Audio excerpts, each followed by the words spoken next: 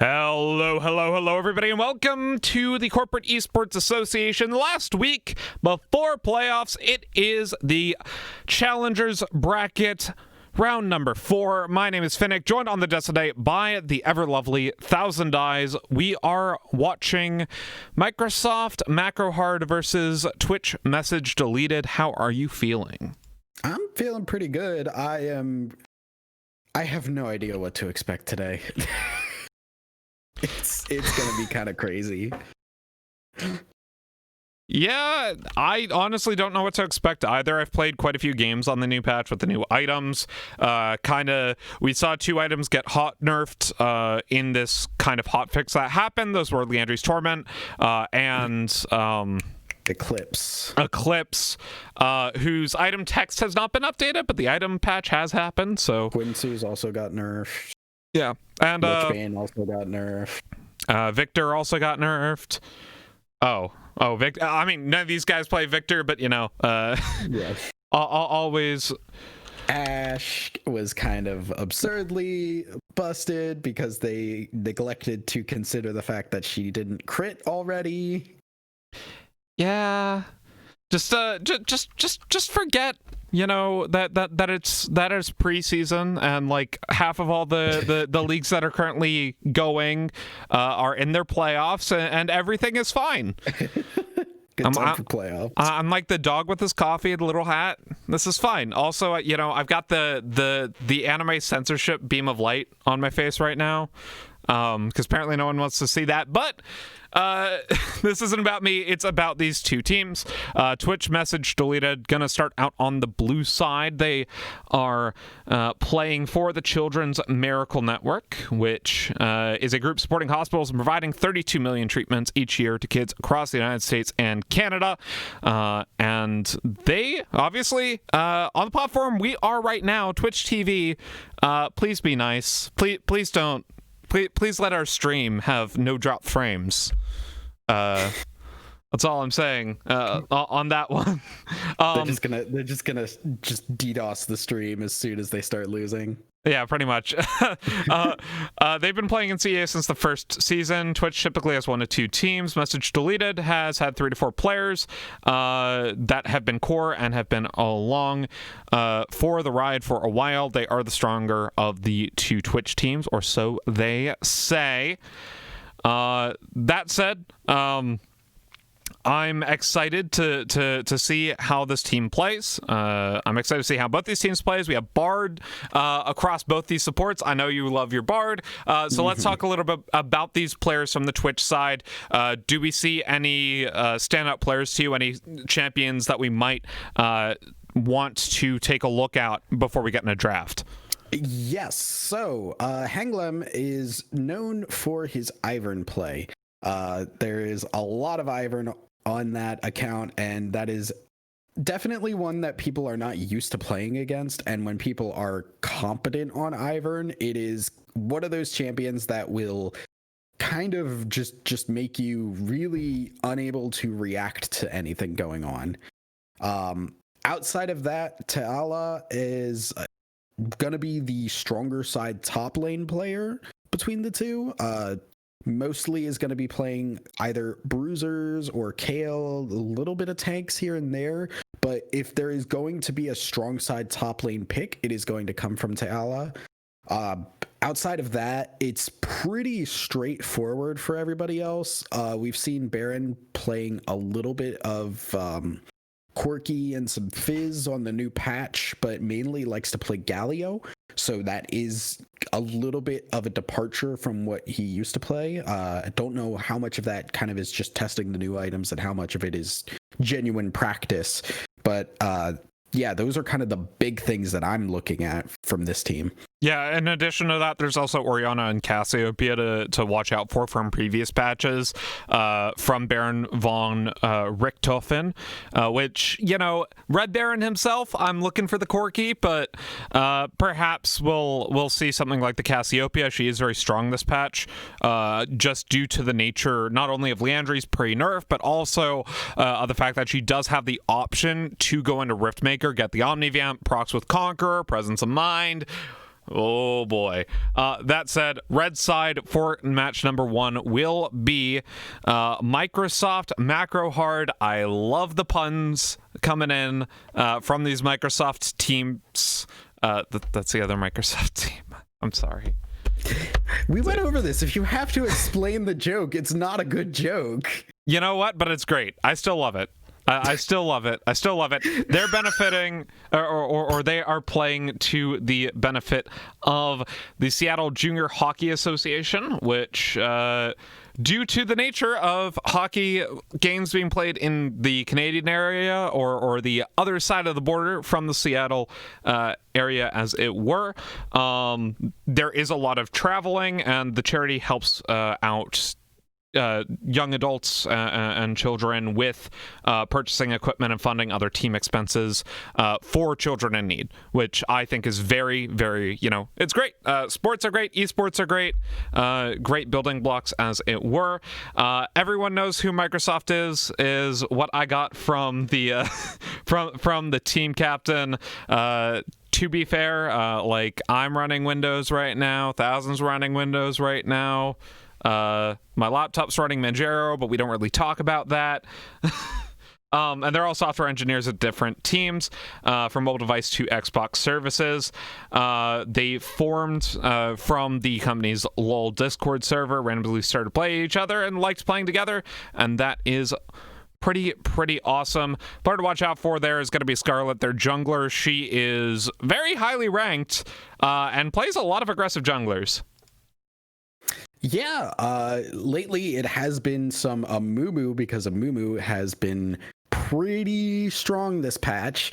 The new items doing him a lot of favors. And then outside of that, you have Hecarim, you have Olaf, and a very high-ranked player who is playing aggressive junglers is always just a major threat in these games, because they can absolutely control the entire map without really having to worry about it, like, oh, well, if the top laner is really good, you just have to worry about top side. When it's the jungler, that creates the tempo for a team and can really just propel into a massive lead.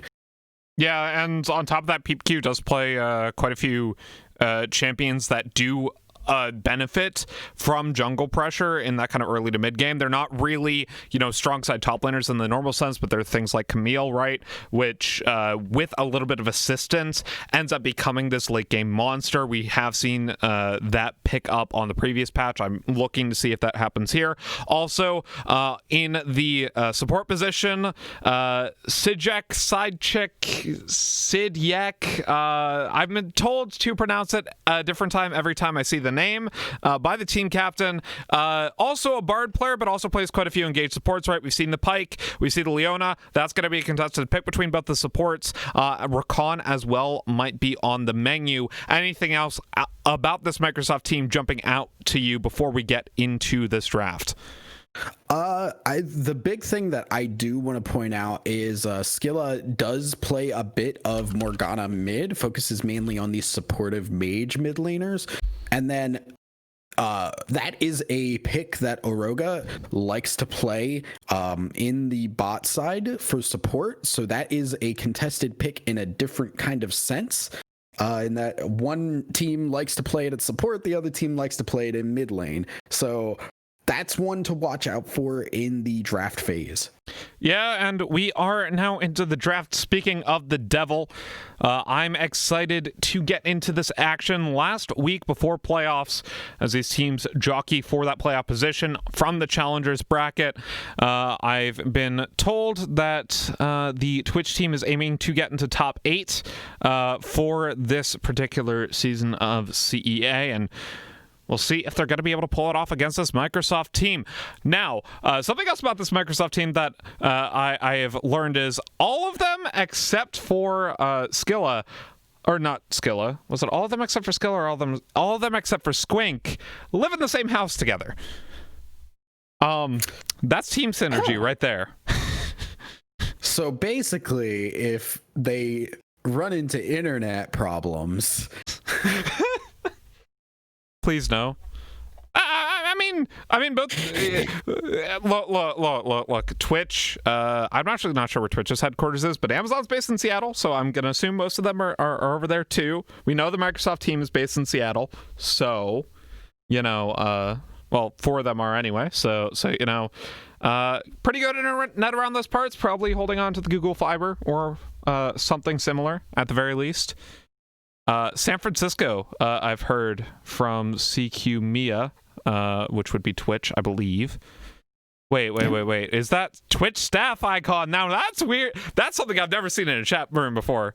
Get one of the admins in here. No, I don't watch popular streamers. You don't need to watch just popular streamers. They're everywhere. Anyway, let's talk about the actual draft here. Yeah. As we do see Nunu being picked up. Tank Nunu is back. I honestly, tank junglers are pretty darn strong between Amumu and Nunu, all of those. With the Ivern being down, Hanglim, that's going to be the backup pick there, and Caitlyn going to be a comfort pickup for Squink. Scarlet, she takes the Morgana, that's going to be going in the mid lane now for Skilla, as we talked about before, and Vayne coming through. So with the item changes, Kraken Slayer, every third attack deals additional damage. Obviously, Vayne really enjoys that. You get that, you get a Gwynsu's, and you're just popping off on 2 items. So that is going to be one of the major AD carry picks to watch out for in the in your own games and in these next couple of drafts. Yeah, and we do see Galio also being picked up here, most likely going to go to Baron von Richthofen in the mid lane. So going to be Morgana v Galio. With the Maokai pickup for PeepQ, I believe that is a PeepQ champion, not a Sijek champion, if I'm not mistaken. So, with the Nami being banned away, they definitely don't expect this Galio to go into support. This Galio Morgana lane, is it safe to call it the quirky Azir of support mid laners? It depends on what you're trying to get. As in, it's not interactive. As in, Galio can't go in on Morgana, and Morgana can't go in on Galio. Yeah, I mean, Morgana has a little bit more leeway in that lane. I think with the pool and the bind, there's a little bit more that Morgana's going to be able to do in that lane, but yeah, probably just going to be a farm lane and then roam into other lanes. As we do see now, the Amumu is taken away, the Camille also taken away. So Ta'ala and all of the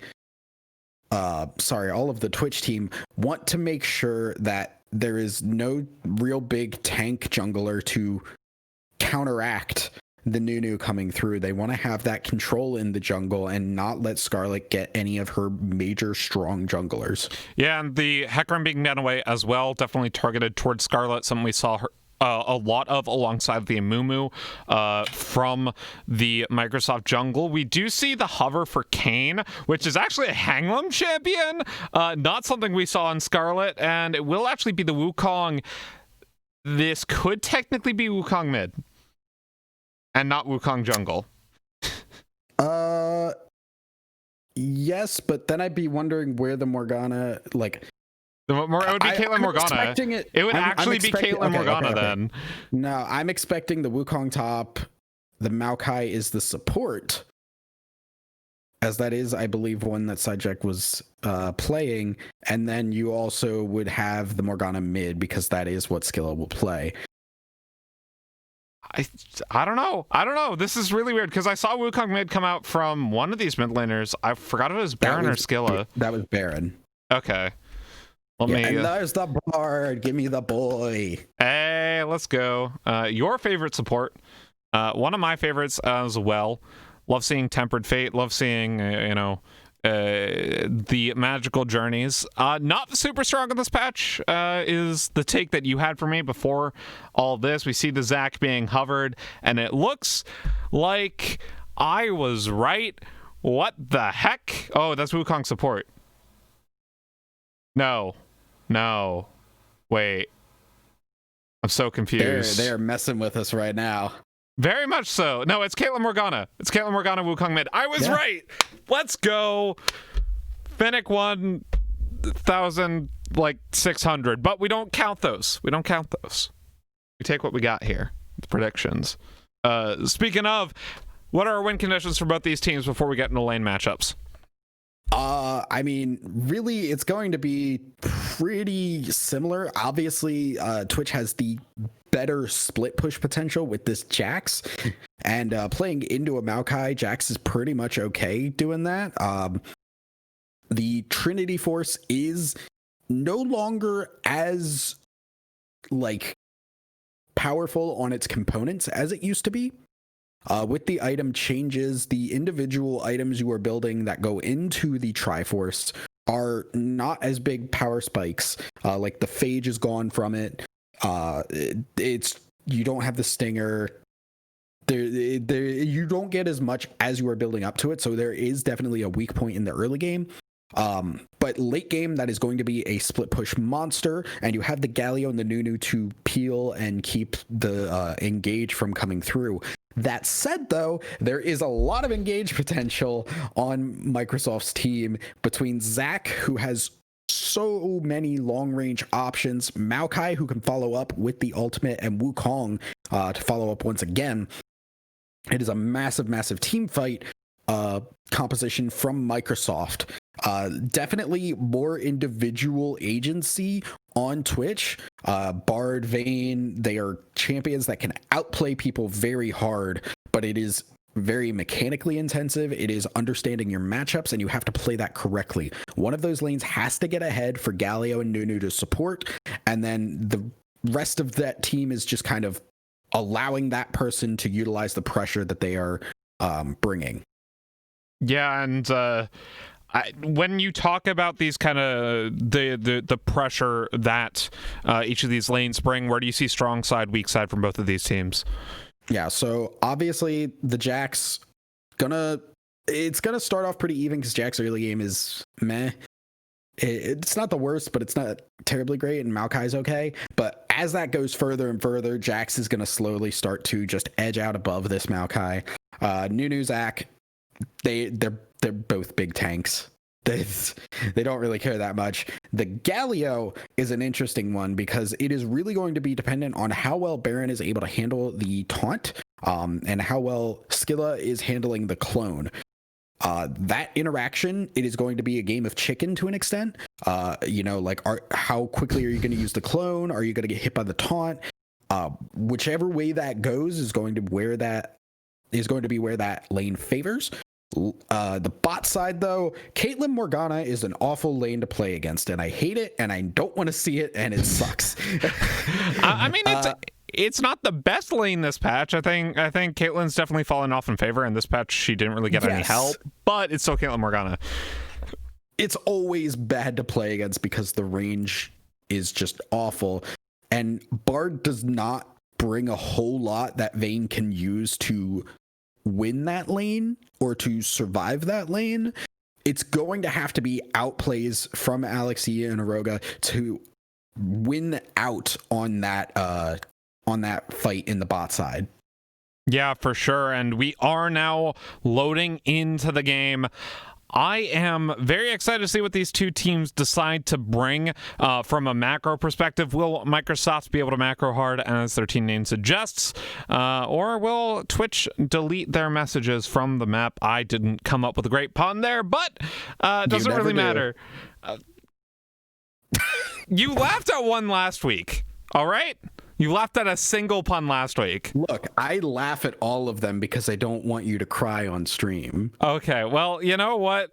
As we take a look at the runes here, Zach actually opting to take the Conqueror, which is something I don't think I have ever seen. But before we... Is this going to be AP? Are we going to see a more AP-focused Zach? Potentially, but first we have to introduce the teams. On the blue side, it is Twitch message deleted with Teala in the top lane, Hanglem in the jungle, mid laner, Baron von Richthofen not on the Corki, Alex Yee in the AD carry position, and Oroga in the support position. Oroga. Yes. And on the red side, we have Microsoft MacroHard. We have PeepQ in the top lane, Scarlet in the jungle, Skilla in the mid lane, Squink on AD carry, and on support is Sidejack.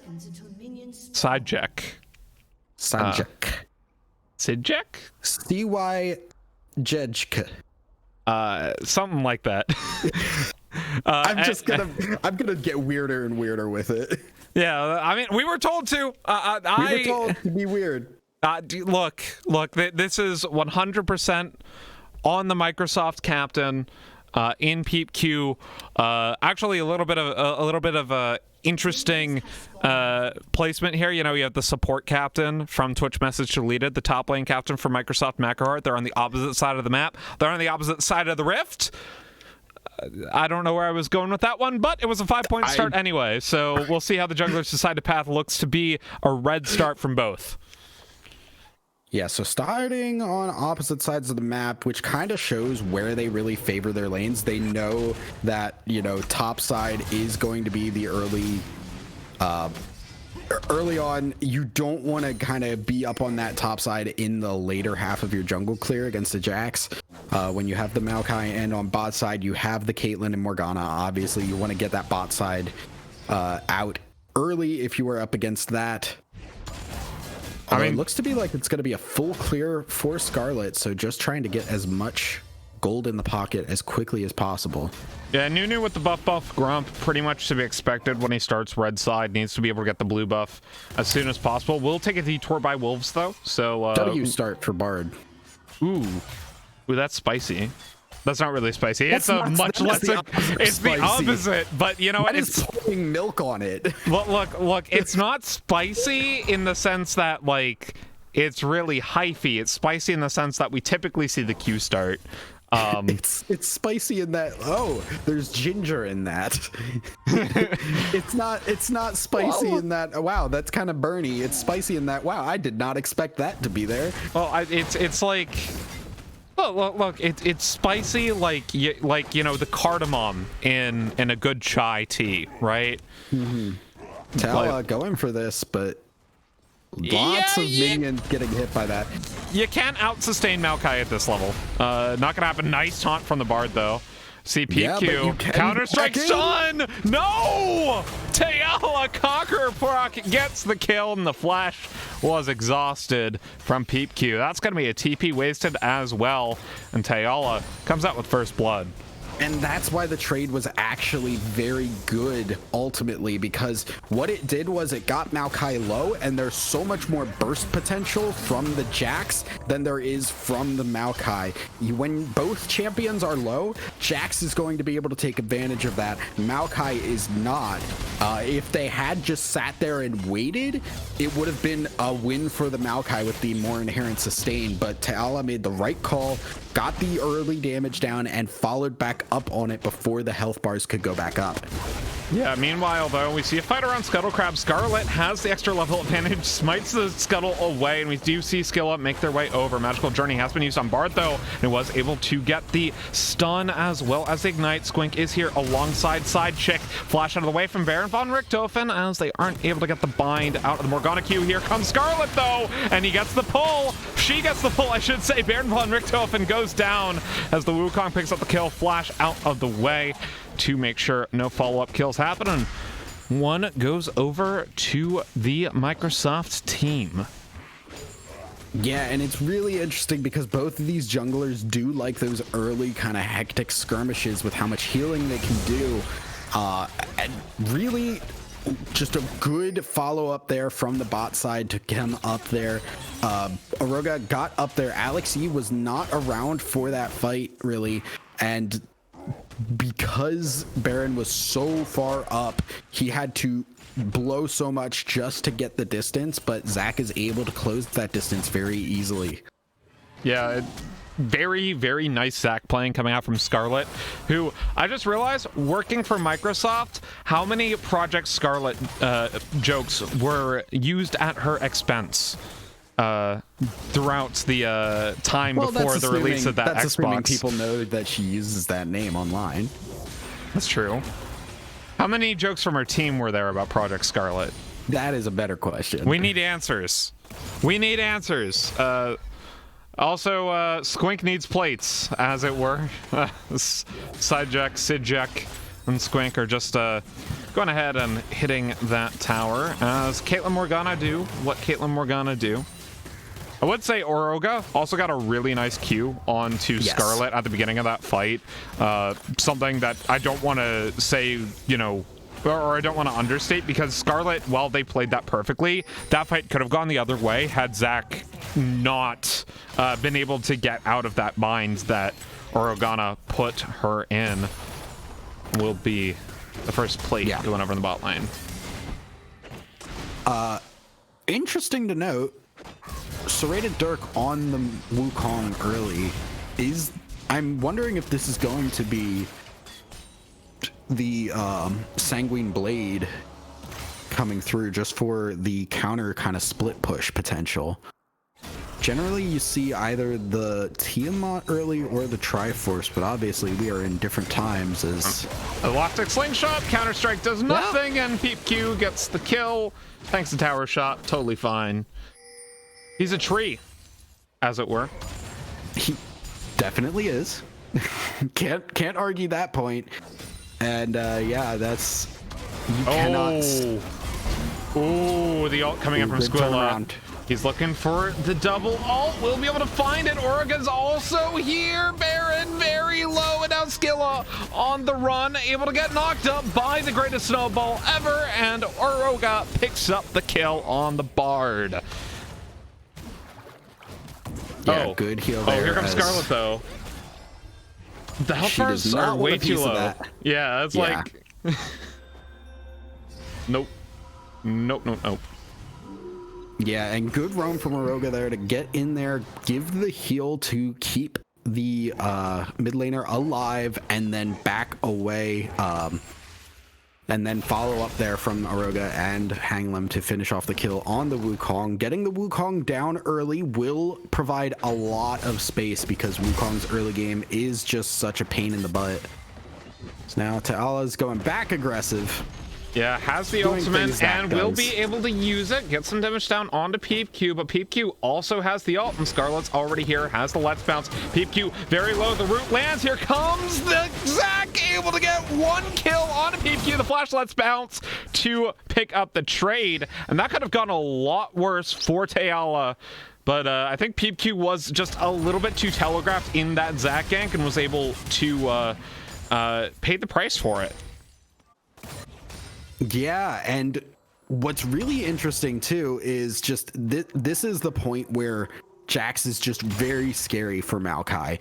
Maokai does not have the tankiness yet, and Jax has the passive on the ultimate to really make trades go well.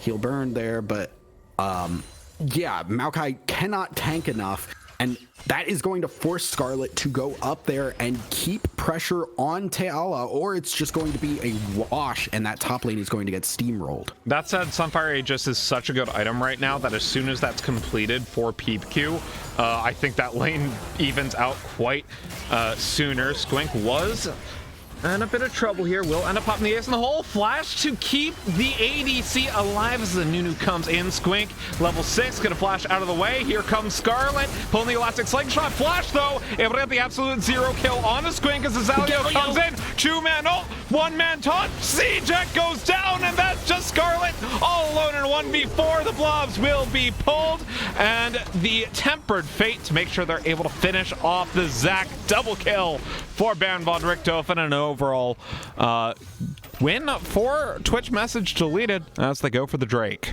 That was such a well-executed play from the side of Twitch there. Getting in there, getting the Morgana ult and the Caitlyn ult looked like it was going to start going really south really quickly there, but the flash to keep the Vayne alive, and then the Nunu to follow up there to get in their face as they tried to overextend for those kills that they weren't able to confirm, allowed for a lot of damage to go on to Squink, and then the Galio to follow up once Scarlet was there. Perfect timing, and they managed the aggro perfectly to come out with 3 kills for nothing. Yeah, but no one took that rune this game. Can't be perfect timing. It was timed perfectly, but not perfect timing. Will be the Ocean Drake next on the menu in about 4 minutes, 26 seconds. And yet you still put up with me. Peep Q currently sitting on the Bomby Cinders. We see the Sunfire Aegis already completed on Scarlet with a little bit of a CS lead and 400 gold lead on the Nunu at the moment. Tayala. Peep Q is just baiting him into these bushes, trying to get the damage down. I like that play. It's a cute little play. Counter-Strike used as well as the ult. Tayala has to pop the Grandmaster's might. Here comes the Nunu, though. Biggest snowball ever. Zach with the Elastic Slingshot. Able to go in, get the stretching strikes onto one. Absolute Zero being channeled, but he's not able to get the damage in. Here comes the Let's Bounce. Tayala gets a kill on a Peep Q, and Scarlet can't finish off Tayala. Will be looking for the follow-up, though, and the Leap Strike out of the way says sayonara. See ya later. And another kill onto Twitch's top laner. And Twitch is just constantly just ducking out and coming back into these fights perfectly. And Microsoft cannot confirm these kills that they want to there. They're always coming out just a little bit alive there as they're going to try and push this top lane here and get some damage as Jax will be backing.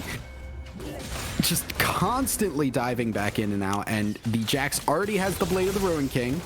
We'll be seeing what the next item, I would assume the Triforce will be coming next. And there is a Galio behind.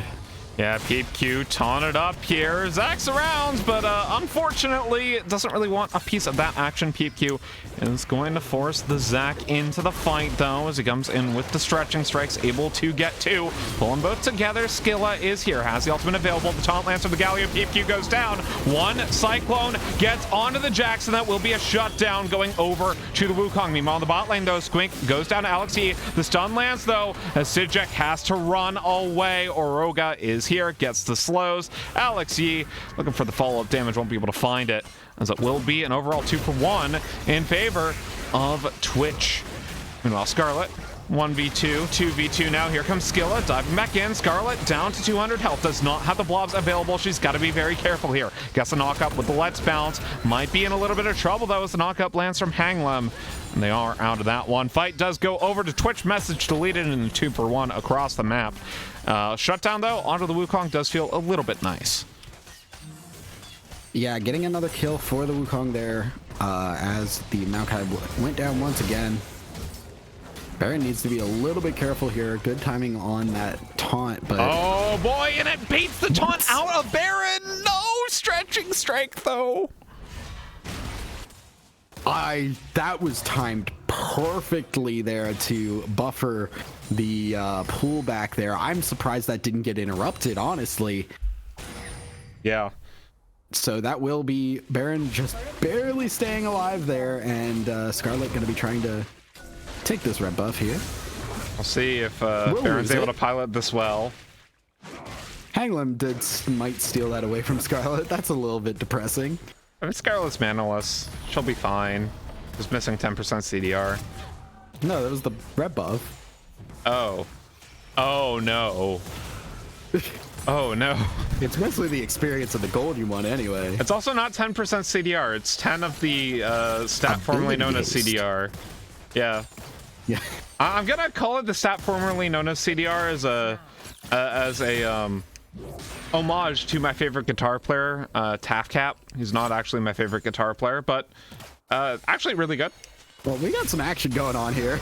Taunt able to get onto Sidjek into the knockup and the empowered auto attack. Squink now trying to cut out of the way onto Alex E. Skilla is coming down. Squink down to about 300 health and a double kill for the Galio. Skilla's like, I don't want a piece of that action. You can have it. 4-1 and 3 for Baron von Richthofen on this Galio as the dragon spawns in 10 seconds. Here comes the taunt though into the queue. Skill is out. Yeah, and that is actually really obnoxious there. I forgot entirely that the Proto Belt now, or the Rocket Belt as it is called now, not only do you get the boost active that you got previously from Proto Belt, you get move speed after using it for 2 seconds. And that combined with Galio Taunt is a little bit absurd. And that is why he was able to line that up so well. It's Ta'ala here now, gonna be trying to push this top lane. No more plates to take, but there is a champion. Yep, and they will get the champion. Jax, baby.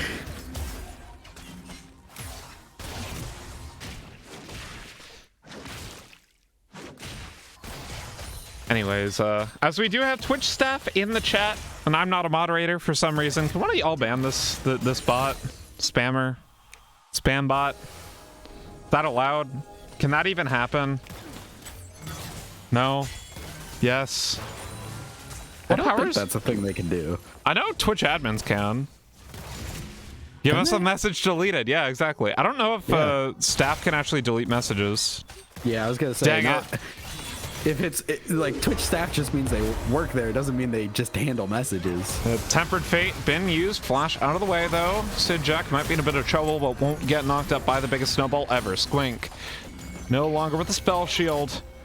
As we do see Galio roam down, and Baron von Richthofen has been so good. Can he do it again? And he does. Gets one kill for Origa as the Absolute Zero back into the Justice Punch. Hanglan picks up the kill, but Baron will go down. Shut down over to the Morgana as Skilla is around. Has the Cyclone available, as does the Zac. The ult as well. In comes the Zac, looking for the stretching strikes on the Galatia, but they're not able to find it. Skilla going to go get and pop the Cyclone, only able to get one proc off, but he still gets the kill regardless. Scarlet gonna pop the Let's Bounce. Gets one in return. It's a 3-for-3 in the bot lane, and it's jungler v jungler. Scarlet has the extra level, has a stretching strike, will be able to get the pull down through the minion into the knockup, but the heal was already there, and now Hanglam's back onto Scarlet. Scarlet has to take a little bit of time to regen back up. Pop the Rammus, thumbs up alongside the Taric, and it will be a 3-for-3 bot side.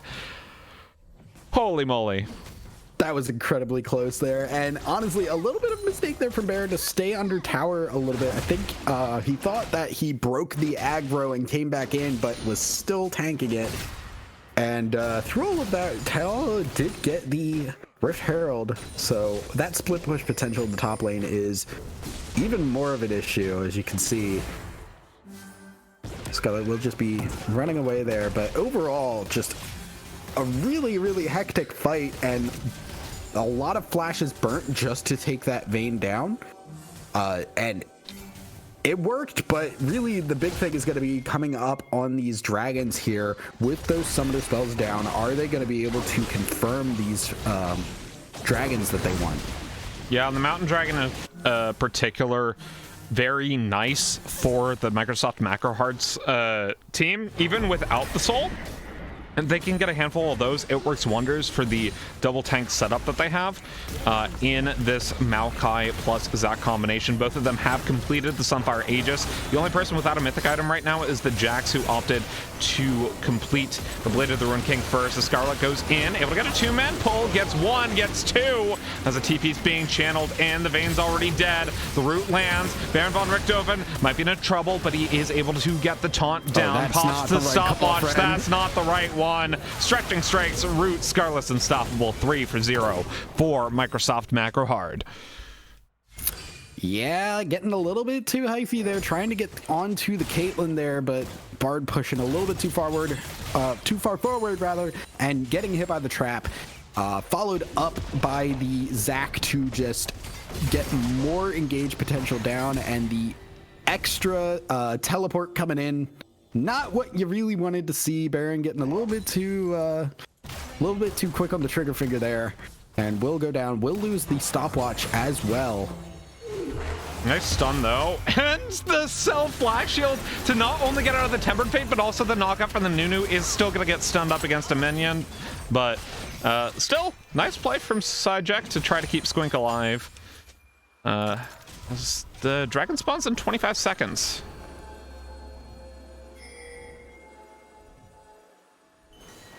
Yeah, and Caitlyn being down will make that very hard for Microsoft to get back in on that. You can see Skilla gonna be running away, but Aroga...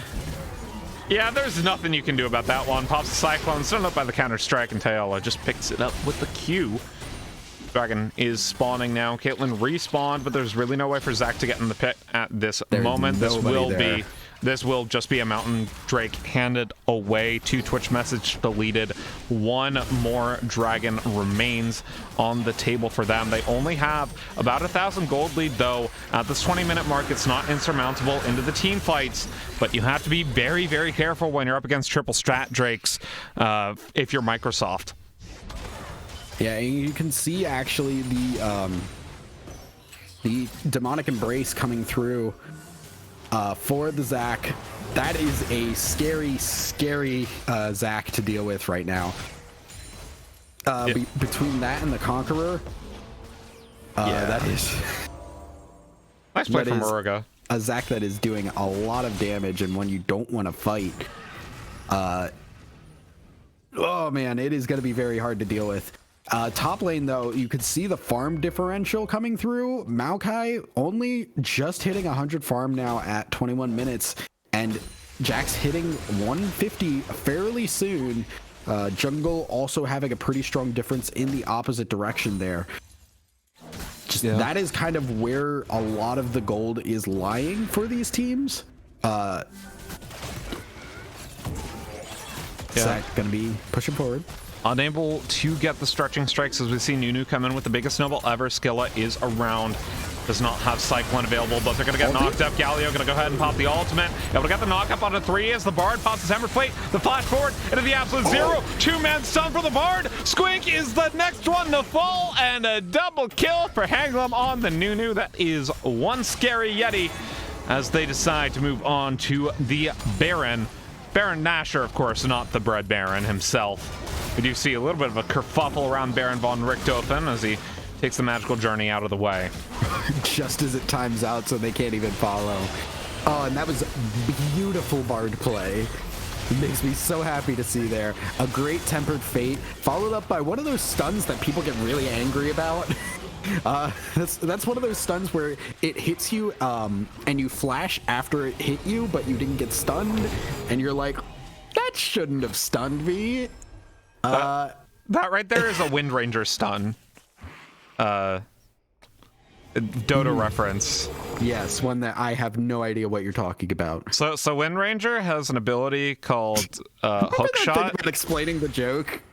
She has an ability called Hook Shot, which was the inspiration for Bard Q. Basically, if it hits you and a creep, or you and a tree, or you and another hero on your team, it stuns you for a really long amount of time.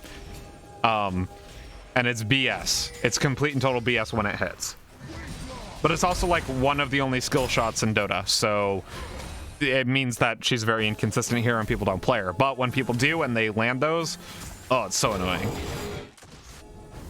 Yeah, so that is one of those connecting stuns there that you just get very, very frustrated that you got hit by. Shackle right now, shot. honestly, I said shackle shot, right? No, I called it hook shot. I'm sorry, I'm dumb. It is shackle shot. Thank you, Kyle, for correcting me. 1,000 just nods, smile and nod, but it's fine. We're good. Back to League of Legends, though. Yes, Aruga very much carrying this game right now, just through the support play there. As Baron is up on the top side. With the Baron buff. With the Baron buff. Baron's buffed with the Baron buff. Say that one 5 times fast. That one's not really hard to say fast. I'd like to see you try. Baron's buff with the Baron buff. No, if I said 5 times fast, you don't have to, just not once. For God's sake, I'm not going to just embarrass myself. And there is the my Jack split push we talked about. My point stands, and yes, that is the Jack split push we talked about. Yeah. Peep Q should be able to get out under tower despite the root. Absolute zero. Not sure about that one from the Nunu. Yeah. That could have been a lot better if the Bard stun had hit there. Would have been a lot more damage going down. And with this Baron buff, it is hard to really stop the siege. Zach gonna go in. Yeah, trying to find the Rainbow Six himself. The damage comes in from the Zach. Ace in the hole, plus follow-up damage comes in, but here comes the Bard, the knockback, as the Maokai pops the Ultimate, only able to get one root. The Zony's Hourglass is popped, but here comes Sijek, here comes Squink. That's one, that's two onto the Caitlyn, and that will be a 3-for-0 on the top side. Microsoft not out of this one yet, and Scarlet, she's doing so well on the Zach right now. Yes, and you cannot siege with this type of team composition against a Zac. You have a Vayne, you have a lot of melee characters. You're not going to be able to siege when there is a Zac who can hide in the bushes there and come out of nowhere. And you can't take a Drake 5v2, but they're going to try anyway. They're still able to get it. No, you can't let that happen. That's a Mountain Soul. They're able to trade 1-for-1, and Hanglum running for his life. Flash in, the root lands. Here comes the Zac over the wall, looking for the stretching. Strikes won't be able to find it in time. And it was like, all right, thanks to the dragon, I'm out. Peace. Yeah, so ultimately that is worth it there, as so much was put up on that top side, and it was a good win for Microsoft, but at what cost? They do lose the Mountain Soul, and Elder Dragon will be the next one on the menu. And what really is scary about this is twofold, really. It is, as PeepQ is going to get hit by this, I believe that will be a dead Maokai. It will be. You can continue talking. Yeah, so, yeah, he's actually getting real low. Uh-oh. I mean, so is Alex Yee. Here comes Skill. I thought this was going to be dead and done. PeepQ stays alive for long enough to get the TPs coming in. Zach's still here, but it will be a 2-4-0 regardless. Scarlet flashes into the dash out of the way. Squink, next gonna fall. Next gonna fall. Next one to fall. Scarlet now dashing back in, able to get a two-man stretching strike to Squink. Falls to Tayala. The root lands on a Scarlet. And that will be blobs for Zach. Now you can continue. Yeah, and while this team composition cannot siege very well, it can chase you down extremely well. You have the Hextech, oh god, what is it? Rocket Belt now. Golly, I get so mixed up when they slightly change it. You have the Rocket Belt coming through, you have the Bard Portals, you have Vayne's passive. There is so much ability to chase people down in these fights that if you don't win it or start fights on your own terms, you are just constantly going to get run down, and that is what happens. That is why they are losing the inhibitor now, and why Baron is going to be up in about 30 seconds with Tempo going for Twitch's team. And I think it's gonna be a long, long time till Nunu knocks me up with Galio. Oh, no, no, no. Rocket Belt.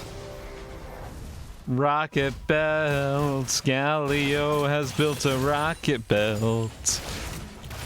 How's my Elton John? Is that what that was? Shush. I can play the piano parts to some Elton John songs. That was definitely not the piano part. I can confirm that much. Look. Yeah. Hey, you know what? Chat likes it. Get this man on the map singer. You know, I 100% agree. Squink, a little bit of trouble here. Will be able to stay alive for a little bit longer, but he's already gone. As Sijek might be the next one to fall. Galio's here. Here comes the Cyclone. They would have got the knockups, but the damage is just too much. Scarlet trying to take up as best as she can, but she will end up falling regardless. It's 3-for-1 already as the taunt lands. That will be a shutdown onto the Maokai. Doesn't matter in time, though, as will be the ace for one. And Twitch message deleted. Deletes Microsoft off the map, and they're just going to go for the game here. Yeah, that will be the first game, as that inhibitor does get them the win there, and just a lot. This was a hectic game. This was kind of what I expect a lot of these games in the next couple weeks to be, as items are just wacky as all heck. And with how crazy that was, we do get a win for Twitch right off the bat, and that will be 1-0 into this best of 3 series. Do you think they're going to pick Twitch next round? No. Please? Twitch No. Twitch plays Twitch. It's the new trend. Make it happen.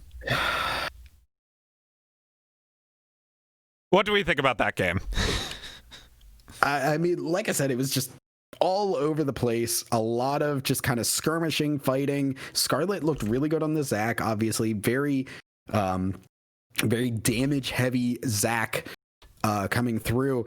And Twitch's team lost a little bit of momentum going into that mid game there, as there were a couple of pushes they went for that got caught out by Scarlet. But the later points of the game, they turned that around. They were able to start making picks of their own and chase people down. So ultimately, I think Twitch looked pretty good in that, and there are definitely some mistakes to try and fix coming into this game too for Microsoft. And what are these mistakes that Microsoft has to fix going into game 2? I think top lane, you gotta have something a little bit more capable of sustaining itself. The Maokai, even with the extra jungle attention, was not able to really keep itself alive through the laning phase. And you don't want to have your jungler you don't want to have your tank jungler protecting your tank top lane against a bruiser. That generally does not bring enough pressure. If you were running something like an Evelynn, or you were running something that was kind of just really focused on getting kills and snowballing, you could do that. But 2 tanks going into it, just not enough really to pull ahead or really even get kills on in the early game. Yeah, and we are getting into lobby for game number 2. Outside of those kinds of things, do we think there are going to be any draft adaptations here from either team? I think we'll probably see that Maokai swap out, because it did not seem to be super great, especially the matchup there. I don't know if we might see a ban swap for the Jax. Try and force PQ. Try and force Ta'ala onto something that's a little bit more passive, something that PQ can handle a little bit better. I'd like to see Scarlet on something more snowbally, something that isn't about setting up the rest of the team. While Zac is great and a great tempo character, he's not really the best at solo carrying a game and can't put out the damage alone. I want to see that Olaf. I want to see these bruisers, the really early snowball jungle champions. Yeah, and I want to see those snowball champions as well. I also think that they should maybe pick jungle a little bit early. I think not being able to pick the Amumu may have had a little bit to do with this as well. That is a champion that Scarlet has played quite a bit on this patch, and I think it is probably the strongest jungler on this patch, just generally speaking. But, you know, when we get down to the nitty-gritty of it, right, I think this kind of just comes around team coordination from Microsoft. Like, you have to be able to play as a team a little bit better than you did that previous match. And you have to be able to say, okay, you know what, I'm losing lane here. Don't come over, try to snowball some other part of the map. You don't need to save me as the top lane. Yeah, there needs to be a degree of self-sustainability that just was not present in this game. There was just too much help being put into a lane that was just not going to ever win. Yeah, and I want this. I want to see game 3 here. I do think we have teams that are pretty good to go. In a second, but we're going to take a quick break, as it does appear that they are taking a break themselves. So we'll be back with more of the CEA Challengers bracket, Challengers division, Challengers something. I'm trying to remember what exactly the terminology is. Good job, buddy. You're okay, great. yeah, it's a challenger bracket. Challenger bracket, round 4 matchup. Challenger something. Okay, see you after the break.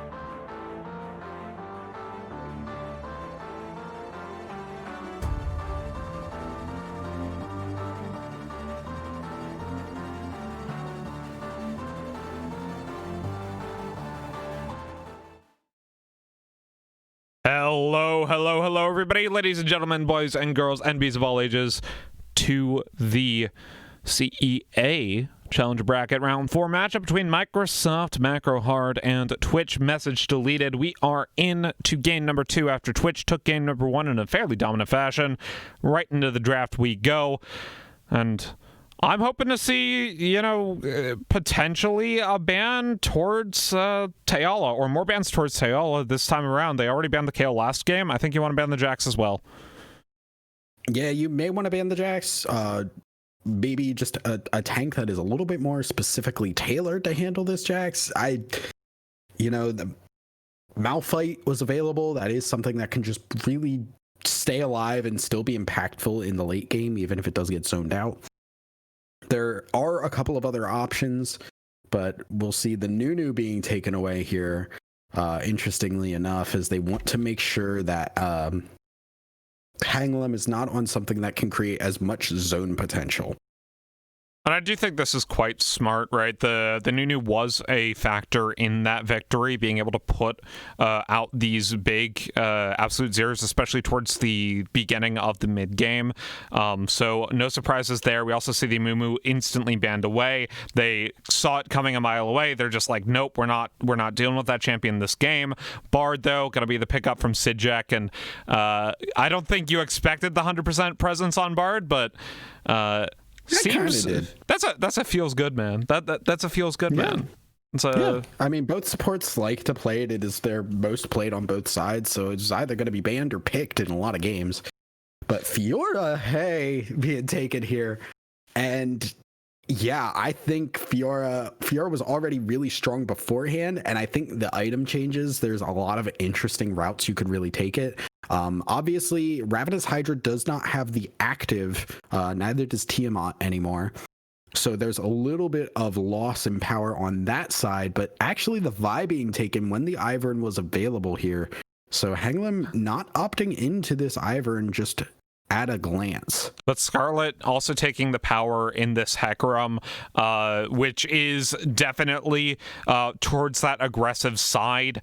As, while Zach wants to power farm up until kind of level 5-ish, Hecarim has a nasty level 3, even a level 2 gank if they decide to go for that mid lane. We see the Malphite being hovered. I quite like this into the Fiora, and so Skilla will end up locking that one in for Peep Q. AD carry is still to pick from both of these teams, as it will just be the Caitlyn for Alex Yee, taking that one away from Squink. But honestly, not something I expected to come out from this Twitch squad. Surprise, but a welcome one, I should say. Yeah, definitely a lot changing around here, but definitely in the ways that we wanted to see it happen. We talked about the Malphite. We talked about more aggression for the jungle position, and a lot of, while it is different champions, a lot of similar types of kind of compositions here coming through for the side of Twitch there, getting the split push top laner, getting the Caitlyn. The difference being the Vi instead of the Nunu, really. Yeah, and on top of that, right, you have this Malphite coming in from Microsoft. I quite like this pick in a Fiora. I think it does very well because he doesn't have any hard CC outside of the ultimate, and thus you can actually catch a Fiora off guard with that if you choose to do so. On top of that, right, you take Comet, you just stay at range, you're able to CS fine with her, or onto the Fiora. I think it's a great pick. We see Fizz and Nami being banned away by Microsoft. Twitch ban away the Ashe and the Lux. Will be the Morgana pickup here, most likely, for Aroga, as they probably want to have counter pick into that mid lane, and it will be the Morgana. Yeah, so running back the same bot lane there, as it went fairly well for them, actually. And it seems to be a comfort pick there. They're going to be up against the same bot lane as well, with the Vayne being taken up here. And last pick here is going to be that mid lane. Going to be a blind pick. Galio is not available, so Skilla will be able to pick something a little bit less focused on trying to counter that. Yeah, I mean, AP Assassin Fizz has been banned away. Akali is available if they decide to go for that, as well as Lissandra. Syndra will be Lissandra. I'm about to say you don't ban away Galio if you're picking Syndra. Liz is more of an anti-assassin pick, but she can be very nice to get side wave pressure, especially if you're trying to play around bot side, because you really don't want to play around top. However, you can't snowball Lissandra on her own, as she is more of a neutralization pick as far as lane is concerned. That said, not sure how the current patch has affected her power. Are you aware of that, as we see potentially Baron on the red Baron Corki? Yeah, I haven't seen much about Lissandra since the new patch. So I don't think she's absurd by any means. Yeah, I feel like she's just kind of doing the same thing Galio was doing in the last game on Baron, but kind of in just a slightly more aggressive way. It's going to be just set up for this Hecarim. It's going to be follow up on the Malphite. It's really just all about creating the crowd control in zone for this Vayne to do the damage that needs to be done. Yeah, that said, right? Like, I look at this comp from Microsoft and I see 2 weak side lanes and a roaming mid with nowhere to roam. And I'm not exactly sure how they're going to play this early to mid game. I think you don't really have something with which you can snowball at the moment, which is fine if you want to scale to late game with a Vayne and the Malphite, but you're up against a Fiora who also will scale late. You're up against a Corki who also will scale late, and Fiora has a much easier time in lane alongside this Caitlyn Morgana than the Malphite and Vayne do. Yeah, I mean, really, both of these teams kind of scale in different ways. Like this Corki and Caitlyn, they're going to be able to siege very, very well. Whereas, once again, Microsoft's team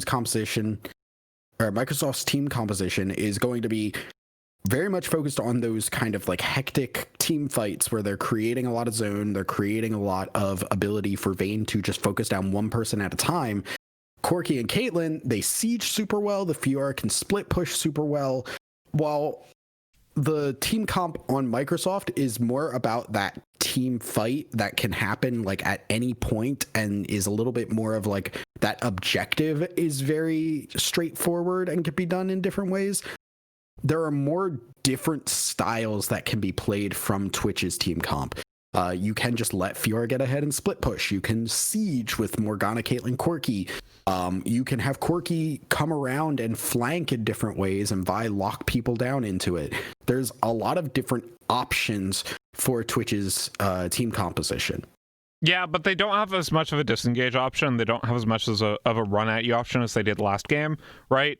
So when it comes to like picks and actually dealing with the Vayne, who can be relatively slippery, dealing with Lissandra, who is very slippery, that can be a weak point, and there might be a potential re-engage happening on Microsoft, right? You have Unstoppable Force, which is a very good re-engage ultimate, as well as Lissandra basically able to Frozen Tomb to either pick someone out or to use onto herself to buy time for that Malphite or for that Hecarim to make it into the fight. We'll see how that plays out. Who do you favor going into this game number 2 on comp alone?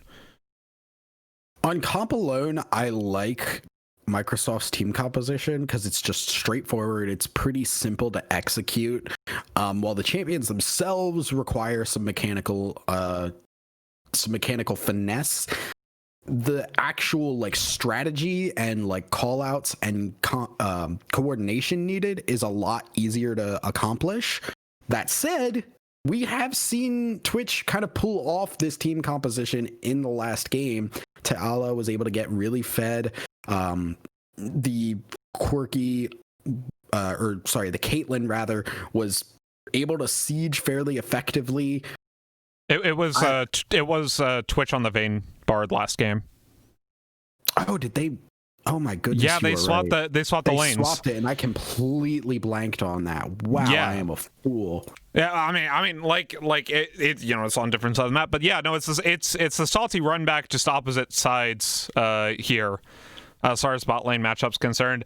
Now we get to see Aroga on the Morgana, we get to see Alexia on the Caitlyn, where we see Vayne and Bard coming in from Squink and Sijek. And I will say Vayne is a champion that Squink plays quite a lot of, more so than the Caitlyn, if I remember correctly. Or so I'm excited. We'll see.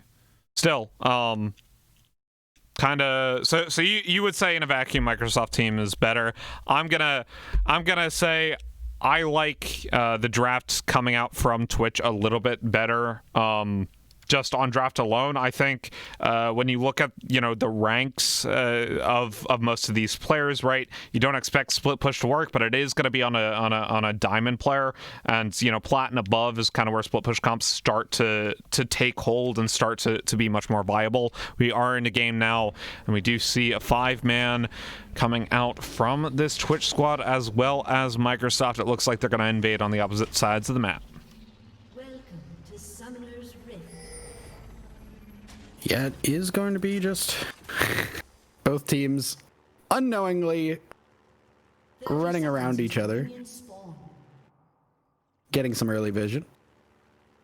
Yeah, the vision invades, maybe the vert option, which I do think actually benefits Twitch if a vert is decided. Right, so they're clearing out right now. I think now they know that no one's here. And I think both teams are just going to go ahead and drop vision, get out of the way.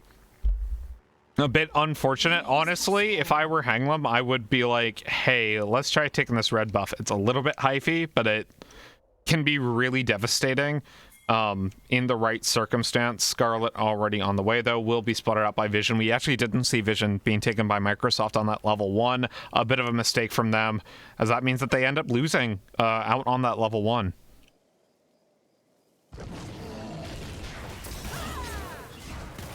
Yeah, as both junglers actually starting on the same side this time as opposed to the last game.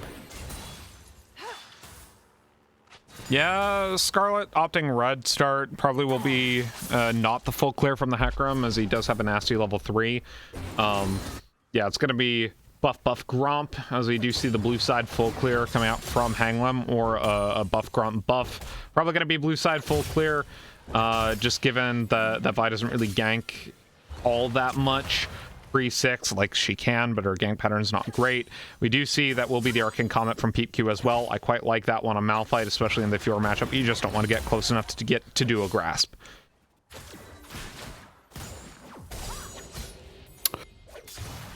Yeah, and there is the early Fiora damage. Nice stun coming in from Sijek, though. Side Jack. No, we said we'd say it at different times. I have just settled on Sijek. Not exactly sure why. There's no E between the J and the C. Yeah. It would be Sijek. Sijek. What does JC mean? What? Clyde JC Penny. There we go. I gotta laugh. My work here is done. Well, once again, You're supposed to say, but you didn't do anything. I'm disappointed. You usually are. It's okay. Anyways, we are currently just waiting out the early game. Jungle pathing, a little bit aggressive from the Vi's. We'll just see, Hecarim full cleared his top side. So we'll be 2 camps behind, but we'll be able to take the top Scuttle Crab. Hecarim probably going to be able to take the bot side one as well, or opt to take the back here. That said, you know, jungle items work differently than they did in the previous patch, right? You choose the color of your smite at the beginning, and after you get to a certain point in the game, the jungle item disappears. The good times. Yeah, and PeepQ has to flash it away. The early Fiora damage. Flash coming in from Alexi as well on the bot side of the map, as Morgana is nowhere to be found. We'll be able to dash out of the way, though, with a 9 caliber net and Squink! Ooh. That was a bit close for comfort. Yeah, still have the heal available for Caitlyn there, and now they are in a rough spot. Yeah, Ignite on the Morgana, onto the Bard, can go ahead and take the Magical Journey, gets an auto attack off. Sijek down to the Q from the Caitlyn First Blood. As PeepQ is in a 1v2, caught up in the riposte, slowed down, and down goes PeepQ. 2 for 0 across the map in favor of Twitch. Scarlet is here, though. But got the knock back in. Alexi very low. This might be the kite out of the way, but they're already down with an Outcaliber Knight. Here comes Squink, no flash auto! We'll be trading back. The kill on the Barb, but the flash Q comes out from the Morgana, not able to get on the Squink. The TP's being channeled here. That one's coming from Baron, but he's gonna get rooted up by Skilla. Honestly, I think you might just want to let that teleport go through, because that is not going to accomplish anything. They backed off too quickly there. So Skilla taking a lot of damage for what I really believe to be nothing, as yeah, the early fights going in advantage of Twitch.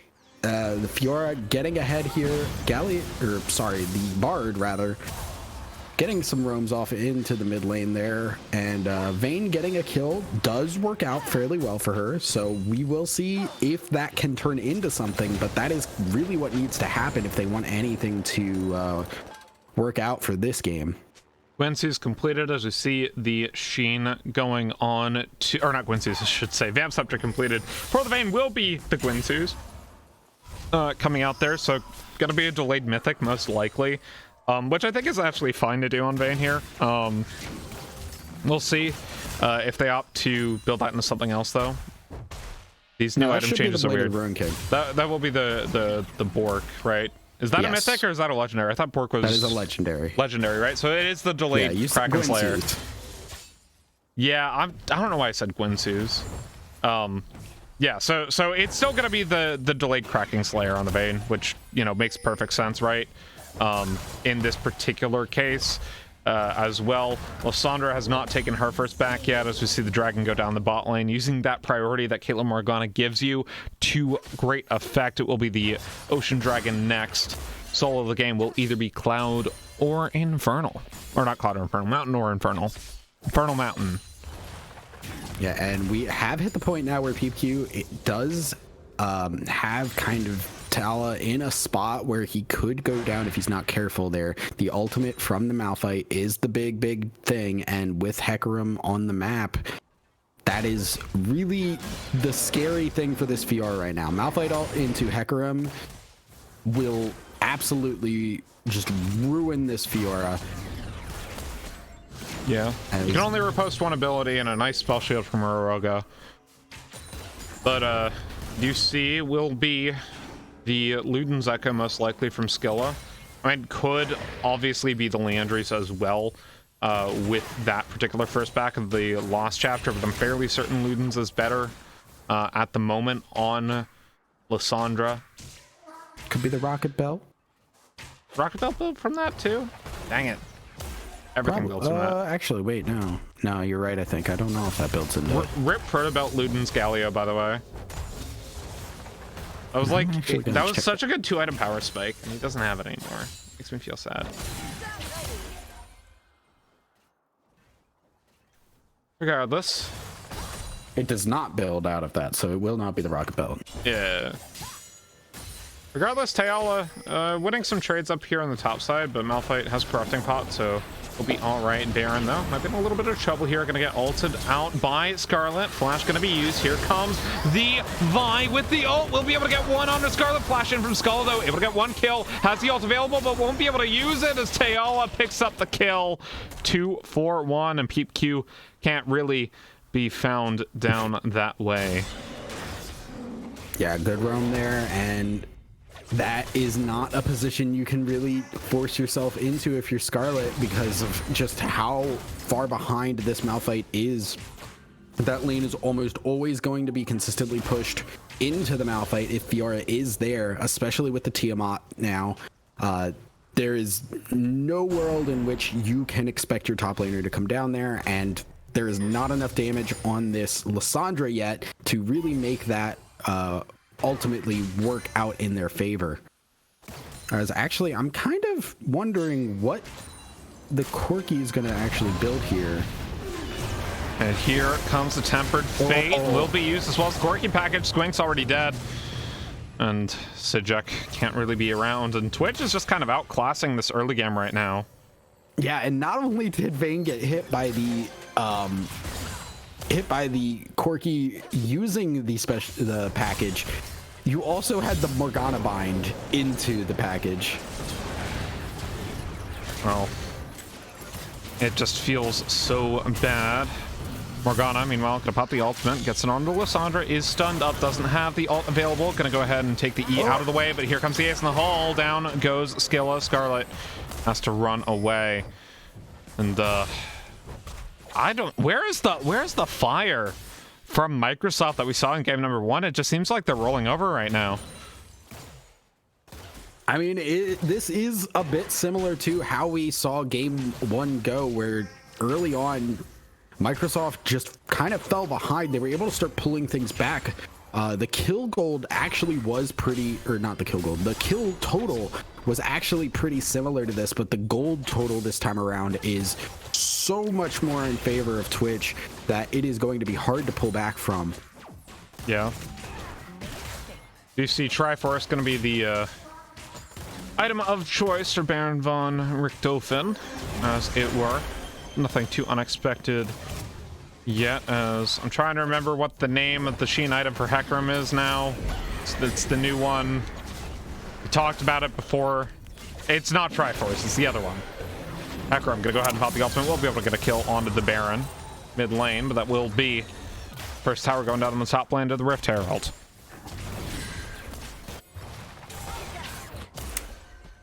Yeah, and it is just looking like even more of a stomp than we saw in the last game there, as there is not a single lane that is really winning definitively there. I am not sure, honestly, what the right call here is going to be for Microsoft, but they need to figure something out pretty quickly, or they are just going to get bled out as this game goes further and further. And this is kind of what I was talking about pre-game too, right? We said, you know, they don't really have a strong side lane, and this is really coming to bite them, right? They don't have a winning lane. They have two lanes that are losing, and one that's a neutralization lane. Well, the neutralization lane's not able to get the shove and roam off that Lissandra is good at. Hasn't been able to use the ult offensively at all this game, and as we see this Ocean Dragon spawning, it will go over to the Twitch squad, and Microsoft is in quite a bit of trouble right now.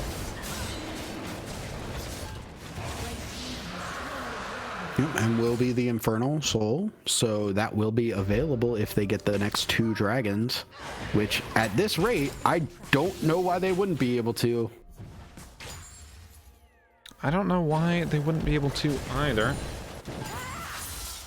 So we do see Triforce actually completed here by the Hecarim. What's Triforce's new build path then? That would be the Giant I know Flash. it still includes the Sheen. Here comes Scarlet. Panglam's also here, gonna go ahead and pop the ultimate, gets the knock up onto Scarlet as Orga gets a kill on the Sijek. Orga gonna go ahead and pop the stopwatch to Scarlet, is still in trouble, forces the flash, ends up going down. Squink, next one to fall to the ace in the hole, and it's a 3-for-0 in the bot lane. Twitch just making a rival out of Microsoft, as it were. Yeah, ooh, that's a deep cut. Yeah, my main man, Matt Nibiria Clendaniel, has done Twitch Rivals, right? Oh, that's what you meant. I was thinking of Twitch Rivals reference. What were you talking about? I thought you were bringing up the mixer. Mixer whole deal. That's a deep cut. Yeah. Oh no, I didn't think about that one at all. I'm so sorry. Yeah. I didn't. I'm actually, when I make these kind of like rivalry jokes, I wasn't even thinking about that one. I was just going like, you know. Yeah, you might want to pull it back a little bit here, buddy. Okay, but to be fair, Nibby did do Twitch Rivals, right? Yeah. Yeah. Okay. Cool. Regardless, regardless, we've got just so much gold. It's that point in the stream, guys. It's that point in the stream. It is at the point where there needs to be something miraculous that happens that kind of turns things around. I don't know if I can really see it. Like, maybe if this Vayne hits late game and Malphite hits a massive ult, like, there is opportunities in terms of how the composition works, but I have not seen anything this game that makes me believe that Microsoft can pull that off. Understandable. Okay. Hold on one second. Fun fact about Microsoft's team. Did you know that they usually get bubble tea at least twice a week? Probably gonna need some after this game. Yeah. Are you a fan of bubble tea? 1000? I don't know if I've ever had it, to be honest. Honestly, not my jam because I don't like sweet tea in general, but it's all right. I like the tapioca bits. Those are great. Yeah, I don't live in an area that really kind of prides itself on. Do you not at least have like a sweet hut near you? That's a national chain, right? I have no idea what that is. Never heard of that in my life. There are like 4 of them around where I am. Apparently Squink's never gonna reach 10 gemstones. I'm just reading off a list here. There's like a list. There's like a list really that PeepQ sent me. Oh, goodbye. Yeah, goodbye. No, there's a list that PeepQ sent me of like these types of fun facts about the Microsoft team.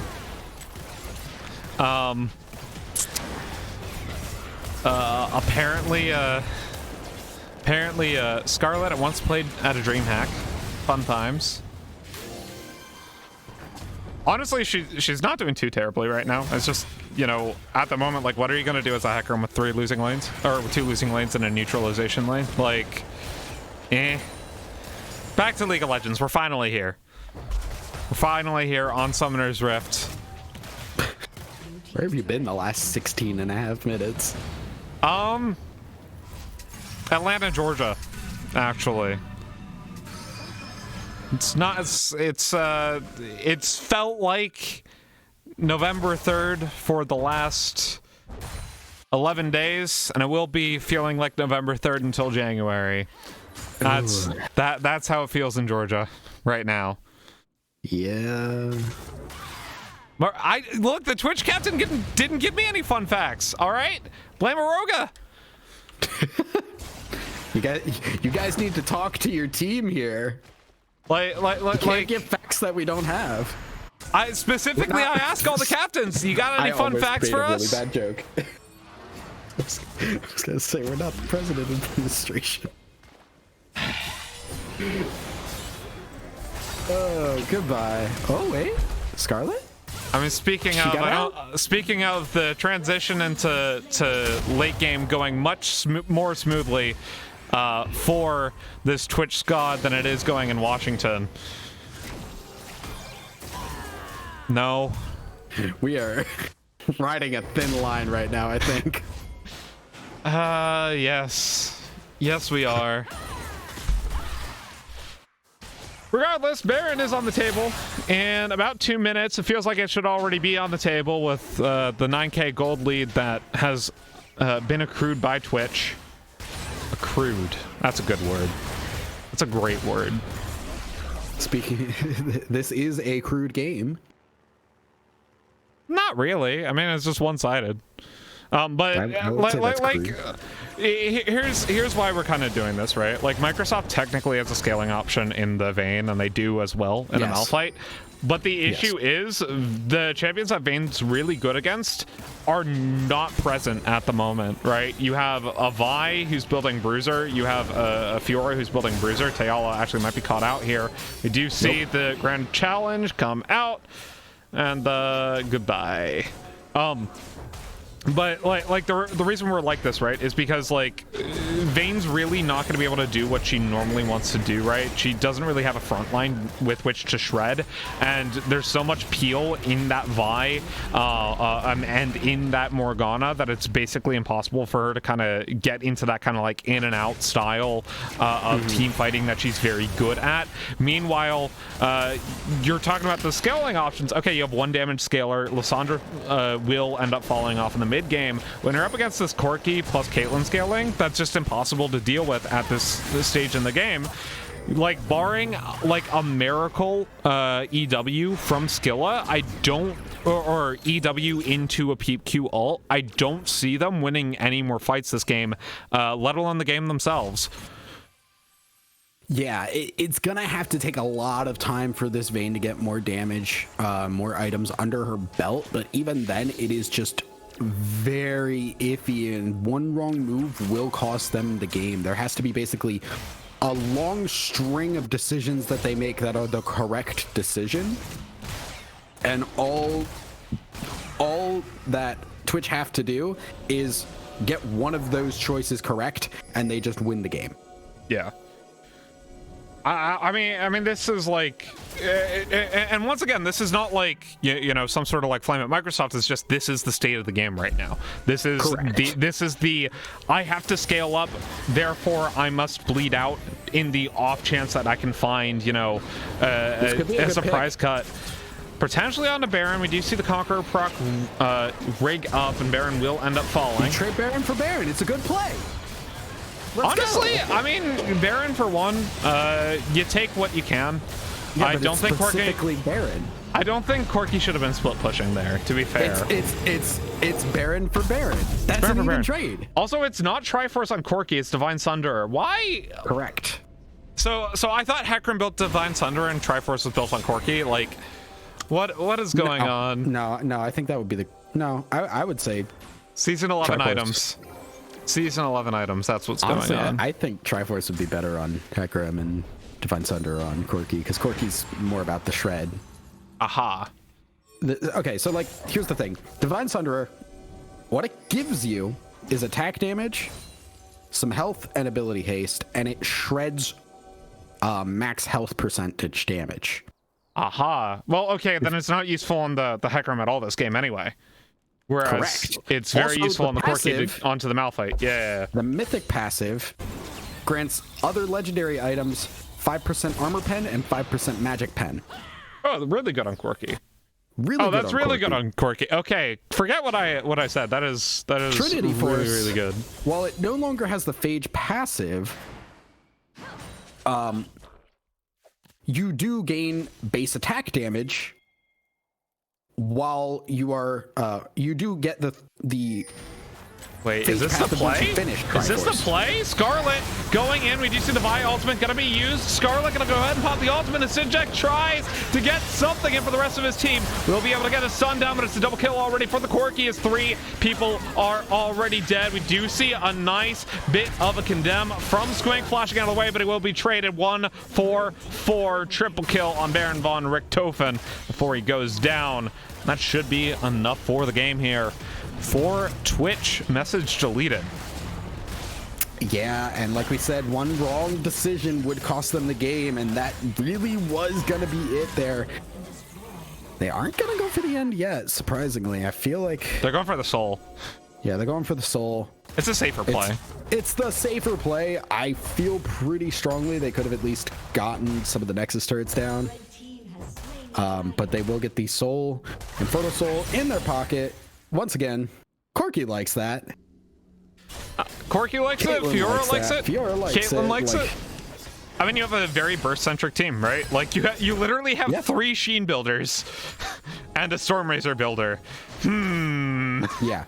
But yeah, so going back, the Triforce, it doesn't give as much health, but it gives the attack speed, gives the AD. Doesn't get the movement speed anymore. It does when you finish it. Ah, okay. Attacks grant 25 move speed for 3 seconds. Okay. If the target is a champion, you gain 6 base attack damage for 3 seconds, stacking up to 5 times. Now remember, Sheen is based on your base attack damage. So as that base attack damage builds, your Sheen procs do more damage. Tiala now on a Scarlet. Ace and Hull not going to get the kill, but I don't really need it. They're just going to push in on this mid lane because they have supers coming in both the lanes at the same time. So, I mean, it's just, you know, you gotta smother them. You gotta take your candle and put the lid on it, you know? By going in with the ultimate Malphite. Why are you ulting a single person? That will be the GA procs as they look for the follow-up damage. The rest of the team is already here. Vayne is down. Skilla has to flash out of the way. That will be enough for the game. You would have to think. Hanglum has to hang behind. Peepo, or PeepQ I should say, flashed on by Alex E. Stormrazor procs doing quite a bit, but the attack room still able to get the shutdown. They just need to auto-attack the Nexus to get the kill, but they will end up getting the kill onto the hack room regardless. Skilla will end up getting a kill, but he ends up trading back. Baron ends up going down, but Auriga's still here. So is Tiala, and that will be enough for the game, set, match, series, and Twitch will end up getting the higher seed going into the playoffs next week. Yeah, and congratulations to Twitch, as game 1 got a little hectic in the middle of it, but game 2 was just in their control from start to finish, and it really seemed like there was just not enough for PeepQ to be able to do in that topside. Tiala, both games, solidly in control. We saw a bit more, we saw less tank, more aggressiveness in the jungle, and that's kind of why this game snowballed so quickly and so strongly. Past that, bot lane just, they swapped the champs around, but the end result still ended up in being the same. Just really well played by Twitch, and now for them, they are going into playoffs with that second seed.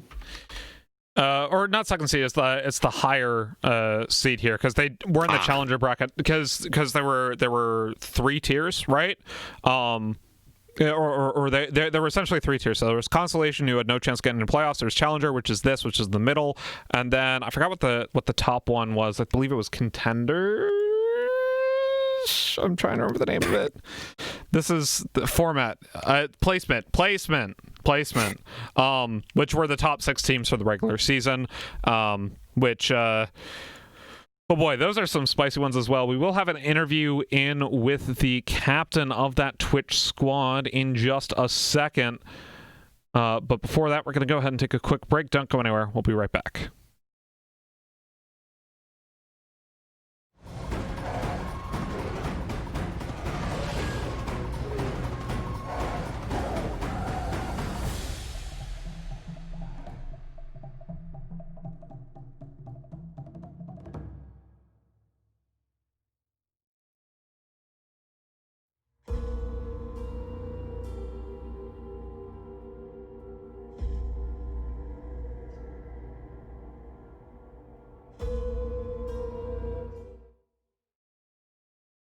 Welcome back, everybody. It was a short break, but it was a break nonetheless. My name is PhiNick, joined on the desk today by Thousand Eyes, and we have Auriga, the captain of the Twitch squad that just won that series 2-0. How are you feeling? I'm feeling good. Like, we expected this to be a very close game, so winning them both is a pretty good feeling right now. Yeah, indeed, especially game number 2 was a stomp on your part. But before we get into that, we're going to give you a little bit of time to shout out your charity, the Children's Miracle Network. Can you tell us a little bit about them and why you guys chose to support them? Yeah, so they're a group supporting a lot of hospitals in the US and Canada, and they focus on basically providing treatments for kids. So we thought that was a good cause. And we're happy to support them. All right. So now into the games. Thousand, you first with questions. Let's start with game 1. Yeah. So talk to me about game 1, because game 1 seemed like it went a little bit haywire in the middle of the game. It got a little bit fiesta-y. What kind of happened that made you guys kind of start to lose tempo there? And how were you able to start to pull things back into your favor? Yeah, well, good question. I think we had some rather questionable team fights in the middle there. where we didn't keep track of the Zac as much as we should have. Jumping over walls where we didn't expect it, especially that one mid fight was quite rough. But yeah, we basically got grouped up together and focused on what the objective is of tracking where the Zac is, because I mean that's the major engagement of that game. The Maokai was kind of stuck in the side lane. Vayne is very short range. Bard, that was Bard. Morg didn't have much impact in that game either, so it was basically the one player threat we had to track, and I think that got us back into the line where we needed to be. And speaking of that Bard play and the bot lane in general, you guys swapped bot lanes going into that second game. Was this kind of like how was that going on in draft? Did you guys plan in game 2 to take away that Caitlyn Morgana, or was it like, oh, we have this available, let's take it away type of thing? Like, walk me through that process. So we saw that we had two rather tank liners in the first game on their jungle and top side. So we knew if we can play towards them and make sure that the Zac doesn't have an impact, we can just snowball later on. So, I mean, Bard is not heavy focus first or the beginning of the match. Vayne is just later carrying as well. So we were fine with just picking for later. The second game, we expected a lot more pressure from their jungler. So we picked something like Caitlyn first rotation to be more secure on that side. Same with Morgana, basically try to shut down whatever the jungler is throwing at us and play more safe that way. Gotcha. 1,000?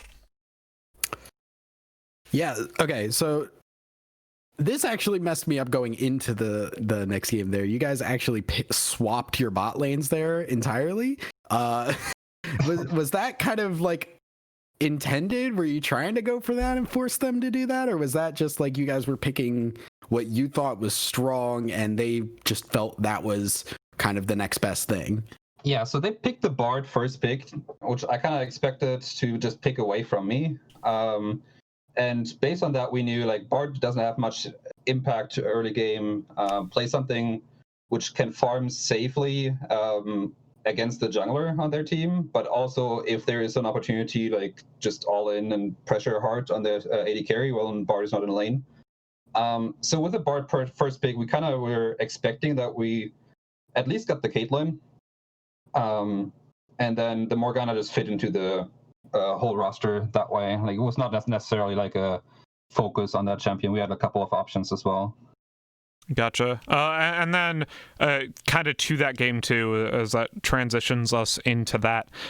So we saw you guys kind of stomp that second game, right? It's top lane and bot lane as well.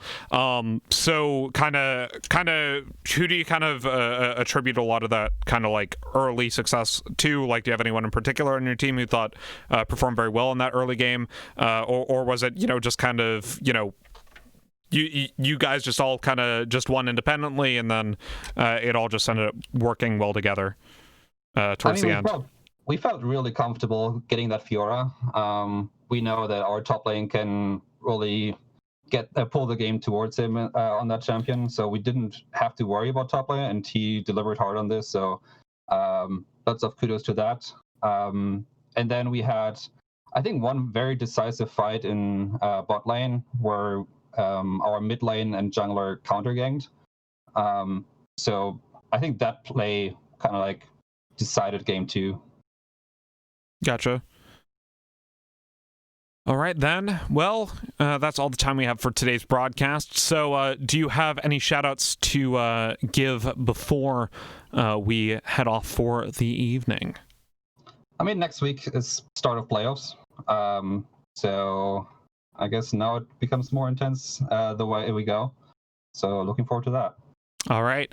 And from everyone here at CEA, the admins, league staff, production crew, everyone in between, my name is PhiNick. My name is 1,000. And we will see you next week, same time, same place. Bye-bye.